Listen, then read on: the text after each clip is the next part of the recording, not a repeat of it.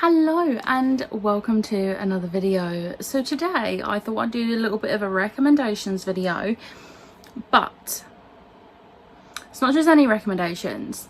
It is going to be recommendations for the prompts me and Liv have chosen for our August readathon, the Royal Readathon Sidekicks. So I thought I would just give you a few ideas just in case you're struggling when you're trying to create your TBRs. I've picked out, I think all but one are books I've read. Because obviously I wanted to recommend books that I would recommend, not just any books. There is one that I haven't read and I can't remember what one it is. We'll see when I get to it. But I thought I would just go through. I have tried to pick a pretty big mix of middle grade, young adult and adult, and obviously different genres. I don't have a lot of contemporary on here because I don't really read contemporary, but I have mostly fantasy with a little bit of contemporary and a little bit of sci-fi just to break it up a little bit. But let's get stuck in. So the first prompt is Olaf and it is to read a book under 300 pages. This is harder than you would think. A lot of the books I was thinking of when doing this were like 305 pages and it was very frustrating, but I have picked 5.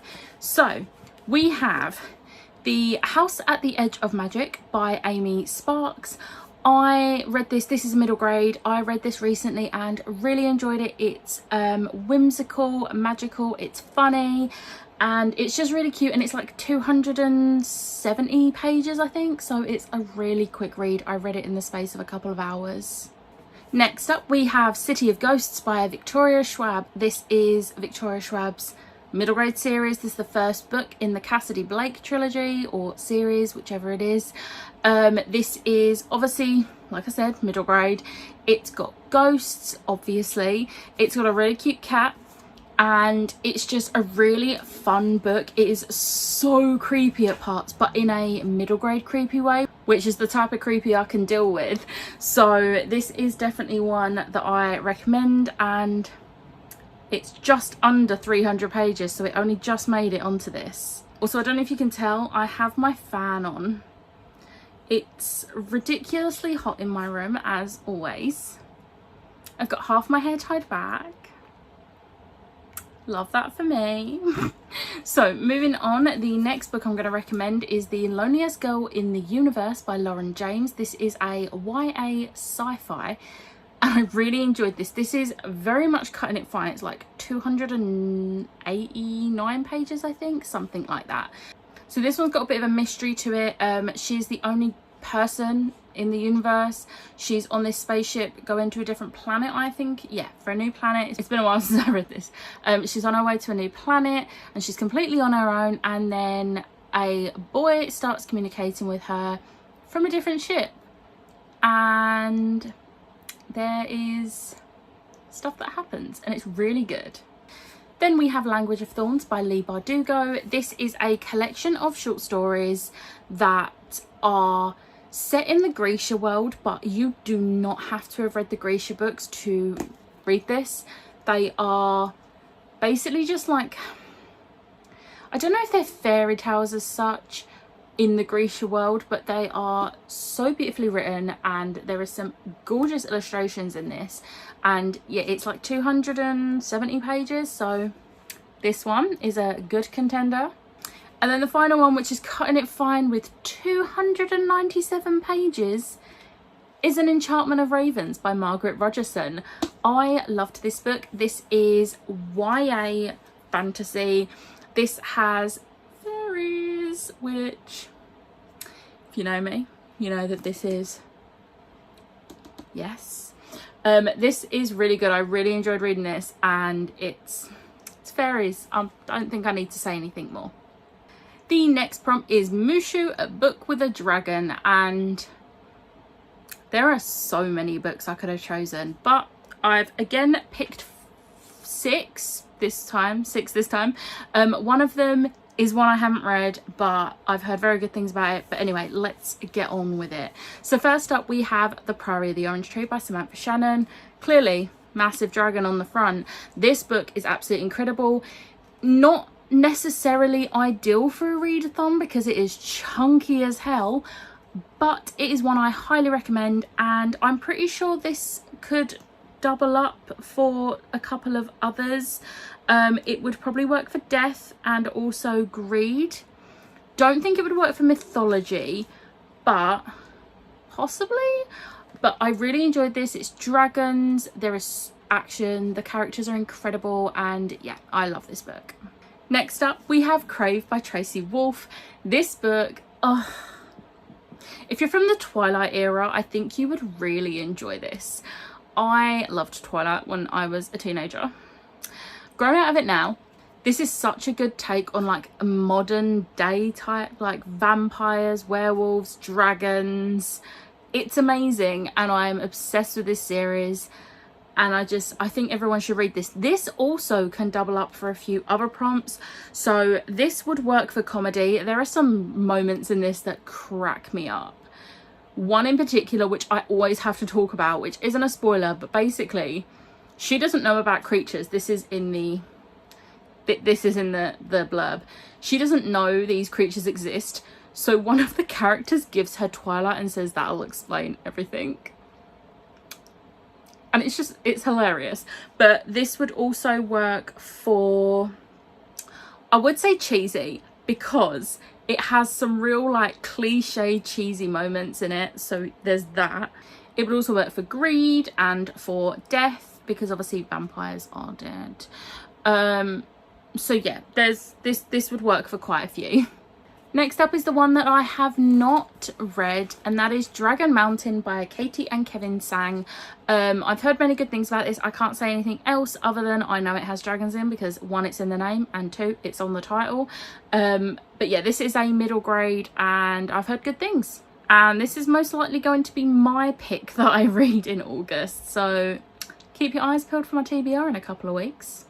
Next up we have another middle grade, and that's The Land of Raw by Jenny McLachlan. I love this book so incredibly much. It's absolutely incredible. It's a set of twins who basically discover the imaginary world they had when they was kids is actually real. And there's dragons there, there's unicorns. It's amazing. This can also double up for obviously the chip prompt, which is middle grade children's. It can also work for colourful cover as well. Then we have Wondersmith by Jessica Townsend. Now, I wouldn't usually recommend a sequel.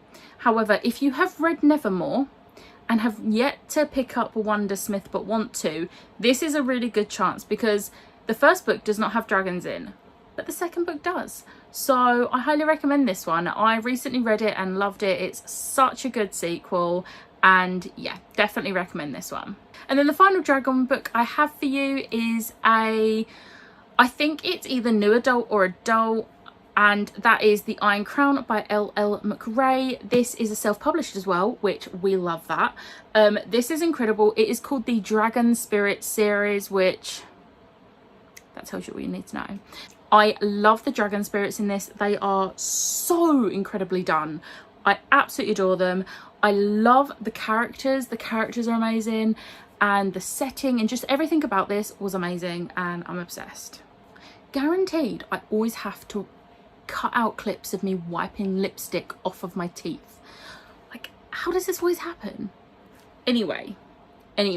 Next, we're going to move on to Sebastian, a book with music. Now, this one I thought would be a bit harder to recommend. I've got 5 books here, and I didn't have any issues thinking of them. So, first up, we have This Savage Song by V.E. Schwab. This duology is one of my all-time favourite series ever. It's incredible. It has song in the title. One of the main characters plays a violin. Music is a big part of that character, so this works perfectly, and I love this. It will rip your heart out, so be prepared for that, but it is incredible and I highly recommend. Next up is Ghostwood Song by Erica Waters. This was one that I had never heard of before. I got it in a book box club and it was so good. It again revolves around a violin or a fiddle. I think it might be a fiddle, same sort of instrument, and Obviously it has the word song in the title, but the main plot of the story is to do with music and this like fiddle in particular. So this is a really good contender. It is very creepy in parts, but it is a YA, so it doesn't go too far with the creepiness, if you get what I mean. Next up, we have Sky Song by Abby Elphinstone. Obviously, it has song in the title. Again, music features heavily in this book, and it's a middle grade. It's one of my favourite middle grade authors. This is a standalone as well, and it's just beautifully written. Next up, we have Frost Heart by Jamie Littler.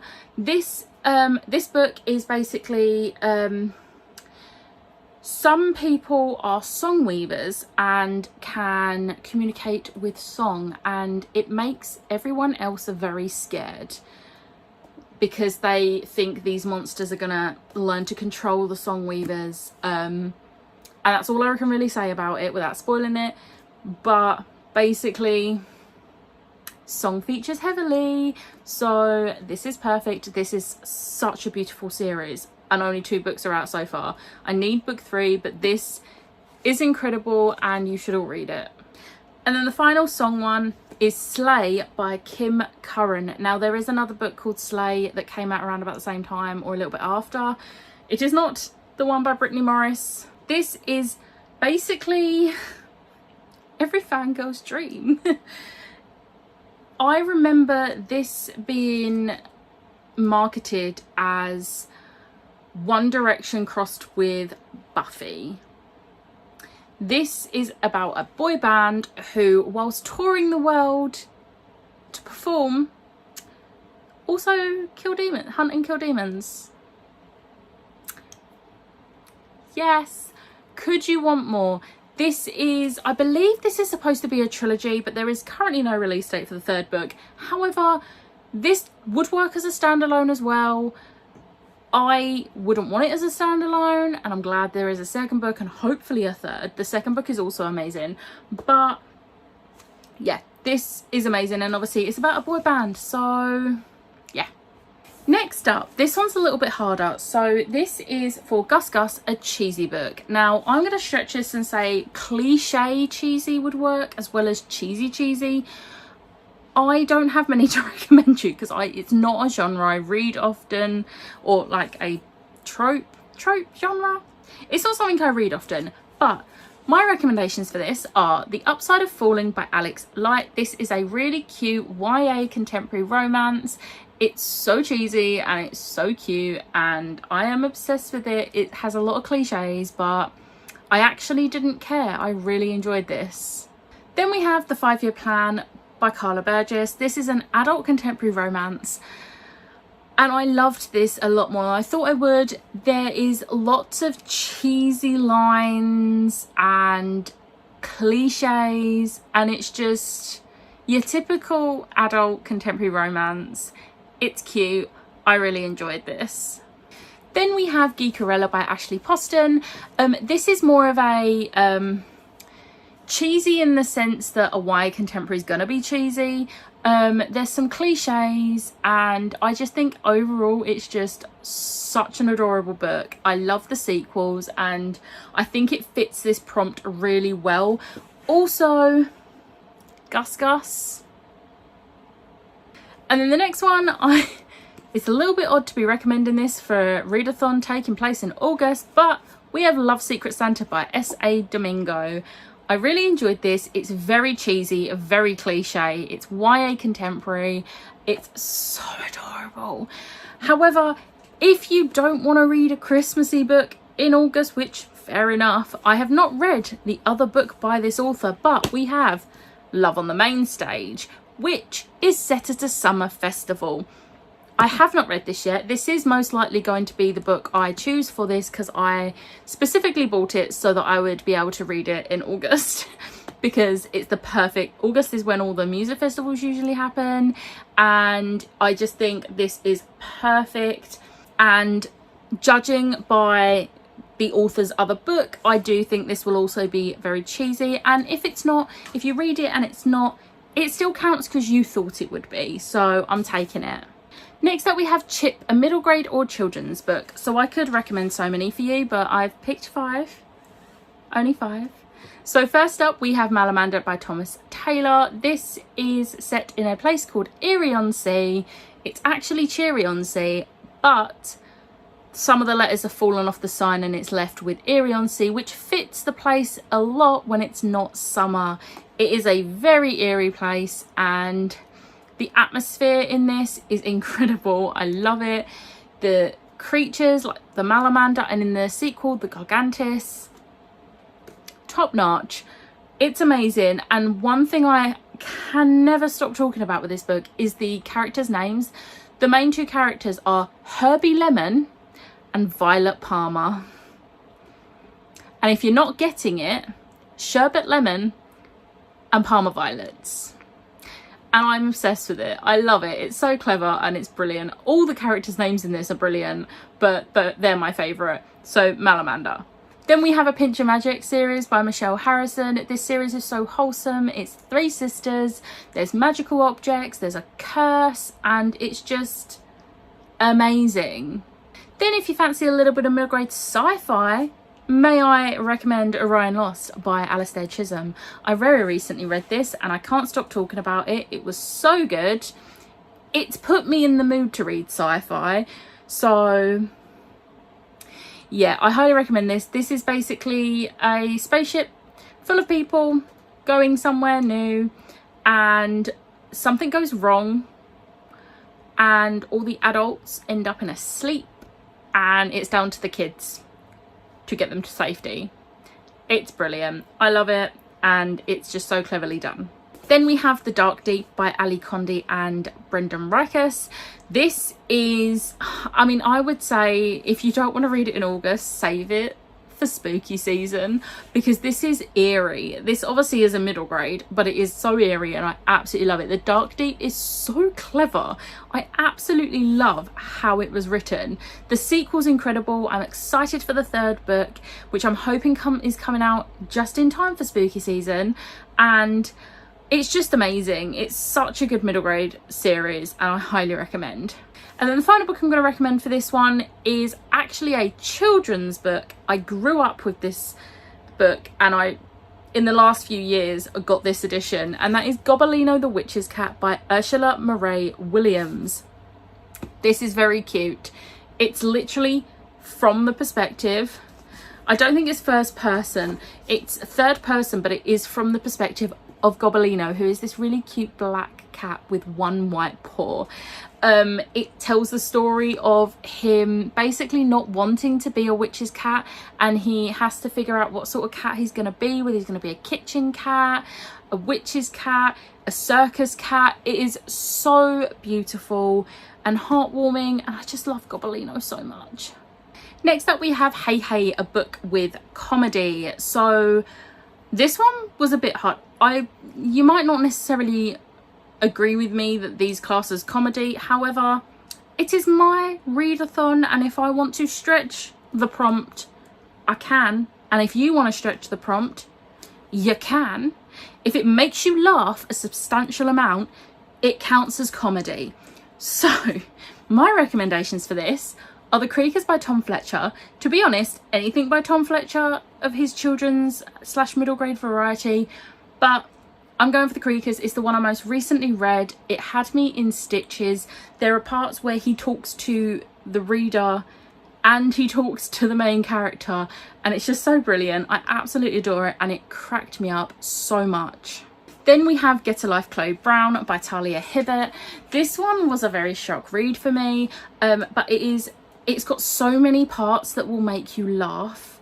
This could also work for cheesy because there is a lot of cliche cheesy moments in it, but I absolutely adore this book and it is very funny. There are also some serious moments in it. It does deal with a lot of serious topics, however it is also funny, so it'll work for this. Then we have Spellslinger by Sebastian de Castell. This series will crack you up. A lot of bad stuff happens in this book, or this series rather, and there is a lot of serious things that happen. However, Kellen is one of the funniest characters, and if Rikus the squirrel cat does not crack you up, you don't have a sense of humour. I'm sorry, I said it. Rikus is my favourite character from a book, possibly ever. He's amazing and he's so funny, and I highly recommend you listening to the audiobook if you're able to, because Joe Jameson is just the god of narrators, and he puts voices on for each character, accents, everything, and he performs it so well, and it just adds a little something to the story. But even if you read it physically, it's still gonna make you laugh. Then we have Illuminae by Amy Kaufman and Jay Kristoff. Bit of sci-fi here, mixing it up a little bit. This whole series cracks me up. I love how sarcastic some of the characters are. I love the one-liners in parts. I love Aiden, the AI, who's a bit psychotic, but he's funny with it. I don't think he's supposed to be funny, but I find it really funny. But the characters are brilliant. They are funny, they're sassy, and I just love them, and it did make me laugh quite a lot. Next up we have Pascal, a book with a colourful front cover. This one, there's quite a lot already that I've shown you that could count for this, and this is probably our most general prompt, because there's literally nothing holding you back on this. You can pick any book you want as long as it's colourful on the front cover. Doesn't count if it's the spine. Front cover. Specifically says front cover. So you can interpret colourful however you want, and you're going to see that in my recommendations. So first up we have American Royals by Catherine McGee. This is pretty colourful. It's got bright pink on it, it's got bright blue, and then it's got dark blue. It's got a lot of colour on it. This is what if America had a royal family, but it's set in current times, and it's just such a good duology. I am obsessed with this. It's one of my favourites, and I highly recommend. Next up is Abu, a book with greed. So first up, I'm going straight in there with The Shadows Between Us by Trisha Levenseller. This is one of my all-time favourite books ever, and this works perfectly because the main character, she is basically sick of being a woman in a man's world, which I hear you, girl. She wants to seduce the king to become queen, and then kill the king and become queen. If that's not greedy, I don't know what is. She could share the throne, but no, she wants to kill him so that she can have the power all to herself. Next up we have Rumblestar by Abby Elphinstone. Just a little bit of middle grade here. This is one of my favourite series. I absolutely adore it. Basically the evil harpy Morg is very greedy and wants all the power, so it fits perfectly for this. And obviously this is the first in a series, but if you're partway through the series, you can use the next book in the series or even the novella. They all involve Morg, and yeah, it will work. Next we have An Ember in the Ashes by Sabaa Tahir. This the commandant is the greediest person. She wants all the power, and she doesn't care who gets in her way, including her son. She greedy. I love this series. The whole series would work. Whole series. Greed features in all of them, so this would work. Next up we have Ascension by Victor Dixon. This is another series I don't see anyone talking about. This is the first in a sci-fi trilogy. It's YA. It's sort of like speed dating in space. These 12 people are picked to go to Mars to create this new colony, and then in a few years after, if it goes well, they want to send another 12. So it's basically 6 boys, 6 girls, and on their journey to Mars, because it takes almost a year, I think it is, on their journey to Mars, they have to do speed dating because they have to basically decide who are going to end up as couples. But the person behind this whole charade is greedy for power, and it is just everything. I love this trilogy and no one talks about it, so I'm talking about it. Read this. Then the final book I'm going to recommend for greed is The Knife of Never Letting Go by Patrick Ness.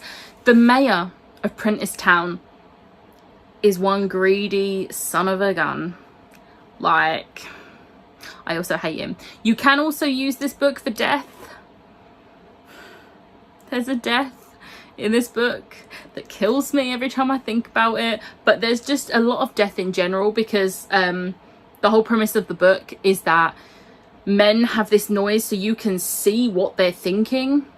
They can't have secrets, and all the women died like years ago because of this like virus or something. So there's death as well as greed. So yeah, this is dystopian. It's YA. It's one of my new favourite series. I just haven't finished it yet. I need to read the third book, but yes, this works. Next up we have Ray, a book with death, and this one could be a little bit harder because obviously you might not know a book deals with death, but I've picked a few where it's sort of obvious, so you can work around it. It's easy enough to work around. And first up, I'm picking Scythe by Neil Shusterman, which I will leave a link in the description box below, but me, Ashley and Rachel are going to be doing a little thing called Scythe Along, and it starts in August where we'll be reading Scythe. So if you maybe wanted to join in on that and read this for the death prompt, you're killing two birds with one stone. But this is a world where death has been cured essentially. No one dies, no one gets ill. If you die, you can be revived, and yeah, the only way you can die for good is if a scythe gleans you, and scythes only exist for population control. So it's very dark and I love it. But we love a sci-fi dystopian type book, don't we? I know I do. Next up we have Frostblood by Ellie Blake. I don't see anyone talking about this, so again, I'm shoving it in your faces. It's one of my favourite series. I love it. And the reason this isn't a spoiler that it's about death is Firebloods are hunted and killed by Frostbloods, and they're thought to be basically extinct because they are hunted and killed by the Frostbloods, because Frostbloods think they're all it. So there's a lot of death in this. Read it. The next book is This Splintered Silence by Kayla Olson. Another one that's a bit of an underrated one. I know Steph from Steph Loves has read this. She's the only person I know that has read this and loved it, apart from the people that I obviously, because this was in a book box club years ago, and apart from the people I know through that, I don't know anyone that talks about this. No one other than Steph talks about it on BookTube. So I'm like, This Splintered Silence, it's a YA sci-fi, and it fits for the death prompt because it's literally about this group of people that are on a spaceship, and there is a deadly virus that starts killing off all the adults, and then other dead bodies start turning up. It's literally the greatest thing ever. I love this book so much, and it's so good. Next up, we have The Final Empire by Brandon Sanderson. This obviously is a chunky adult fantasy. I've tried not to give you too many chunky book recommendations, but I had to put this on because it's such an amazing book. And yeah, there's a lot of dark things in this book, but there is death. So I'm not going to go into it any more than that, but it's good. It's really good, and I highly recommend it. And if you want a bit of a chunkier adult fantasy, this is the one for you. This could also work for the greed prompt, just saying. Then the last one for this prompt that I'm going to recommend you is Cinderella is Dead by Kaylin Bayron. One of my favourite books of last year. This book is everything. It's incredible. It's literally got the word dead in the title. Cinderella died 200 years before this is set, but also girls do go missing and they're thought to be dead. So this is going to work for the death prompt. It's also amazing. Did I mention that? I think I mentioned it. I'm going to mention it again. This is amazing. I love it. And I really like the dark twist on it. So read it. Just throwing all these books at you to read. Then the final prompt is Pegasus, a book with mythology. I am ashamed to say I have not read much mythology, so I only have 3 recommendations for you right now, but I have so many others that I am hoping to get to soon that I want to recommend, but I'm going to stick with these 3 for now, maybe. So first up, we have the Percy Jackson series by Rick Riordan. This would also count for the Trials of Apollo and the Heroes of Olympus series if you're up to that point. This series is amazing. I've only read the first 5 plus the World Book Day book, but it's a series that I highly recommend. It is Greek mythology. Like, if you don't know anything about this book, where have you been? It's a favourite for everyone, but this is amazing, and yeah. Then we have the Magnus Chase series by Rick Riordan. This is actually my favourite. I think I prefer this series to the Percy Jackson series. Don't hate me, but I love Magnus, and there's a character in the 2nd and 3rd books of this trilogy called Alex, and they are the favourite character in the entire series.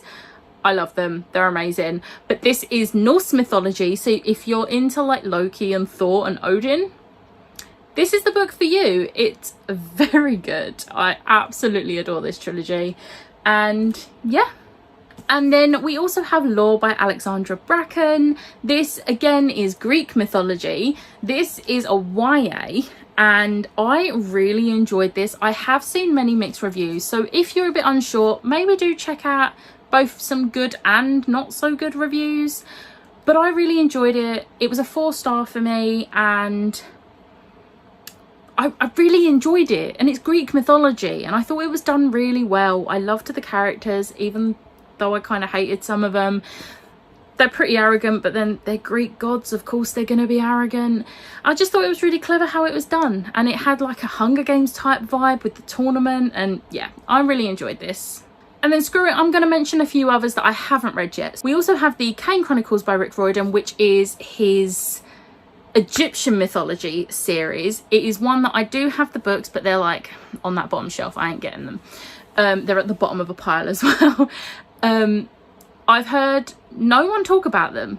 I've only ever heard people talk about Percy Jackson and Magnus Chase, but the Kane Chronicles sounds amazing. I was obsessed with ancient Egyptians when I was a kid, so I'm really looking forward to reading these. Then we also have Circe and Song of Achilles by Madeline Miller. I still have not gone around to reading Circe. It was on my TBR a few months back, but I've heard so many good things about both of these books, and they're both Greek mythology, so there's another 2 Greek mythology recommendations for you. And then the last one I'm going to recommend, which, spoiler alert, this is going to be the book I picked for this. We have Loki. Now, this is the Marvel Agent of Asgard complete collection. This is a bunch of comics in the Agent of Asgard series, and it's Loki, so it's Norse mythology. Need I say more? Oh, no, forgetting one. We also have Norse Mythology by Neil Gaiman, which obviously is Norse mythology. There's not really any doubt in that. But I'm going to stop recommending ones that I haven't yet read. But that was all my recommendations. I hope that you have found, even if you've only just found one book from this that you would like to read, even if you don't end up picking it for one of these prompts, you just end up liking the sound of it and reading it, I really hope you do.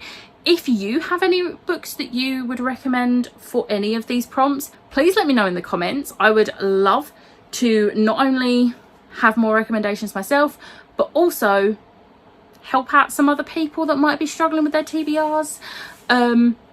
I'm really excited for August. It's going to be such a good month. Me and Liv have many plans for like live reading sprints and stuff, but hope you got some good recommendations out of this. Hope you enjoyed the video. If you did, hit the like button, hit the subscribe button, and I will see you next time. Bye.